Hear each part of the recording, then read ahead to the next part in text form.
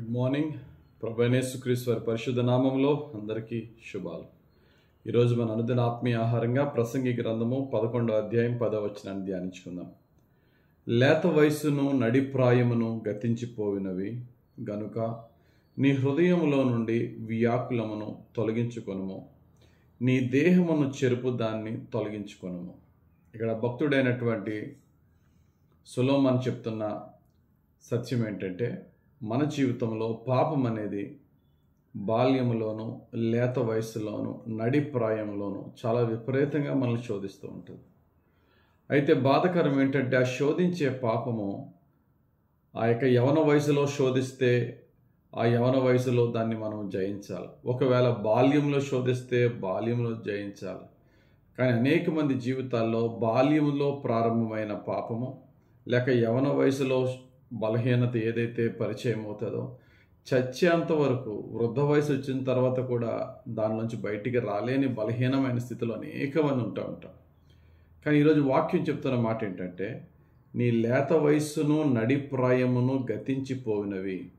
బాల్యంలో చేయవలసిన పాపాలు బాల్యంలో నువ్వు తెలుసో తెలియకో బలహీనతలతోనో చేసావు. యవన వయసులో చేసే పాపాలు కూడా చేసావు. కానీ ఇప్పుడన్నా అందులోంచి బయటికి రా అని దేవుడు మనతో మాట్లాడుతున్న ఈ మాటలను మనం సీరియస్గా తీసుకోవాలి.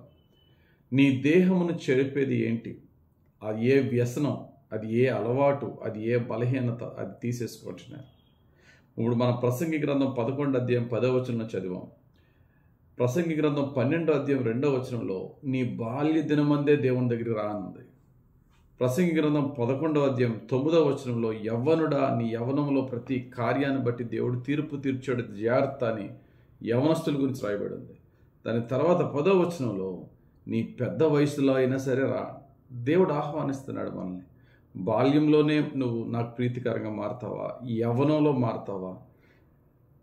అట్లీస్ట్ లేత వయసు నడిప్రాయం అయిపోయిన తర్వాత ఈ పెద్ద వయసులో అన్నా నీ దేహాన్ని చెరిపి ఆ బలహీనతను విడిచిపెట్టుకుంటావా అని దేవుడు ఈరోజు మనతో మాట్లాడుతున్నారు.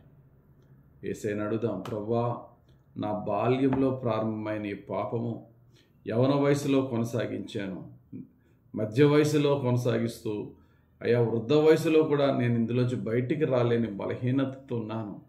అది నా నేత్రాశ, నా శరీరాశ, నా జీవపు డంబం ఏదైనా నా పాపాన్ని నాకు చూపించు, అందులో నుంచి నన్ను బయటికి కంప్లీట్గా విడుదల చేయి ప్రభువా. నా యవన వయసు నుంచి ప్రయత్నిస్తున్నాను ఇందులోంచి బయటికి రావాలని, వృద్ధ వయసులో కూడా నేను రాలేకపోతున్నాను, నాకు విడుదల ప్రభు అని దేవుని అడుగుదాం.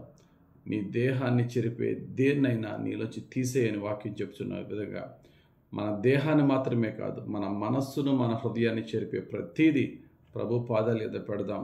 మనకు మనముగా తీసుకోలేం, యేసయ్య తీస్తారు, యేసయ్య తీసేస్తారు. మన పాత జీవితానికి, పాప జీవితానికి గత కాలము చాలని వాక్యం చెప్తుంది. నాయనా నాకు ఈ క్రొత్త నీ యొక్క నూతన అభిషేకం నాకు దయచేయి. నా బలహీనతలలో నీ శక్తిని నాకు పరిపూర్ణంగా దయచేయి. నా బాల్య పాపములు క్షమించు, ఈ యవన పాపములు క్షమించు. ఇదిగో ఈ వయసులో ఉన్న నా బలహీనతల నుంచి నాకు విడుదలిచ్చి నీ ప్రీతికరంగా మార్చు ప్రభు అని దేవుని అడుగుదాం. దేవుడు మన దేహాన్ని చెరిపి మన ఆత్మను అపవిత్రపరిచే ప్రతి బలహీనతను యేసు రక్తములో, యేసయ్య కృపలో మనలోంచి తీసివేయునుగాక, కృప కలుగునుగాక. ఆమేన్. ప్రార్థన చేసుకుందాం. పరిశుద్ధుడా, ప్రేమ కలిగిన తండ్రి, ఈరోజు ఇచ్చిన వాక్యం బట్టి వందనాలు. బాల్య వయసులో నీ దగ్గరికి రమ్మని ఆహ్వానించావు. యవన వయసులో చేసే ప్రతి దానికి తీర్పు ఉన్నదని జాగ్రత్త పడమన్నావు. కనీసం ఈ పెద్ద వయసులో అయినా సరే, లేత వయసు నడిప్రాయము గతించింది, ఇప్పుడైనా నీ దేహాన్ని చెరిపేది నీలోంచి తీసేయమని చెప్తున్నావు. అయ్యా మా దేహాన్ని చెరిపేది ఏంటో మాకు తెలుసు, దాన్ని సంపూర్ణంగా మాలోని తీసివేయండి యేసయ్య. తీసివేయమని కోరుచున్నాం యేసయ్య. నీ కృప మాకు హెచ్చుగా దయచేసి మా బలహీనతలన్నిటి నుండి విడిపించి నీ కృపతో మమ్మల్ని రక్షించమని ఎవరిని కూడా మేము తీర్పు తీర్చకుండా మా బలహీనతలను బట్టి నీ తీర్పు నుండి తప్పింపబడుటకు నీ పాదాలు పట్టి నీ యొక్క కనికరమును కోరి రక్షింపబడే భాగ్యం దయచేయమని, ఎదుటి వారి పట్ల కనికరం చూపే కృప దయచేయమని యేసుక్రీస్తు వారి పరిశుద్ధ నామంలో ప్రార్థించి వేడుకొనుచున్నాం తండ్రి. ఆమెన్. తండ్రి యొక్కయు కుమారుని యొక్కయు పరిశుద్ధాత్మ దేవుని అభిషేకము సంపూర్ణంగా మనల్ని రక్షించి కాపాడి క్షమించి దీవించునుగాక. Amen, amen, amen, amen.